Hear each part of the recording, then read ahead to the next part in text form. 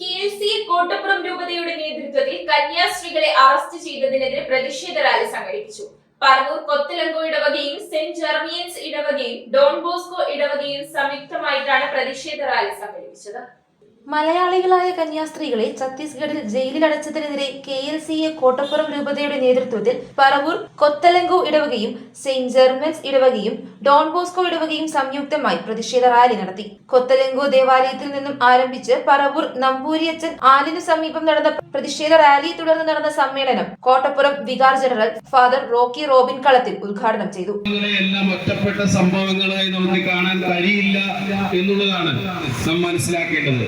പ്രത്യേകിച്ച് നമുക്കറിയാം, ലോകത്തിൽ ക്രിസ്ത്യാനികൾ ഏറ്റവും അധികം അപകടാവസ്ഥയിലുള്ള രാജ്യങ്ങളിൽ ഇന്ത്യ 10ാം സ്ഥാനത്ത് നിൽക്കുന്നു എന്ന് പറയുമ്പോൾ ജനാധിപത്യം വാഴുന്ന ഭരണാധിപത്യമുള്ള ഈ ഒരു രാജ്യത്ത് ക്രിസ്ത്യാനികളുടെ മതന്യൂനപക്ഷങ്ങളുടെ അവരുടെ സുരക്ഷിതത്വം എത്രമാത്രം അകലെയാണ് എന്നൊരു ചിന്ത നൽകുന്നുണ്ട്.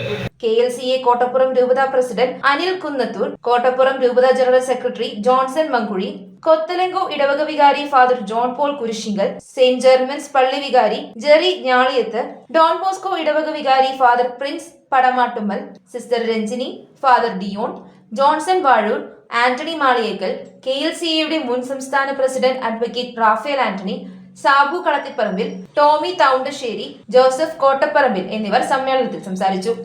ഉന്നതിയിലേക്ക് എത്തിക്കുവാൻ ശ്രമിച്ചുകൊണ്ടിരിക്കുന്ന കന്യാസ്ത്രീകളെയും അകാരണമായി തടങ്കലിലടച്ചുകൊണ്ട് കള്ളക്കേസുകൾ കുടുക്കിക്കൊണ്ട് നൽകിയ വാഗ്ദാനങ്ങളെല്ലാം കാറ്റിൽ പറഞ്ഞുകൊണ്ട് അവരെ ഇന്ന് തടങ്കലിലടച്ചിരിക്കുകയാണ്.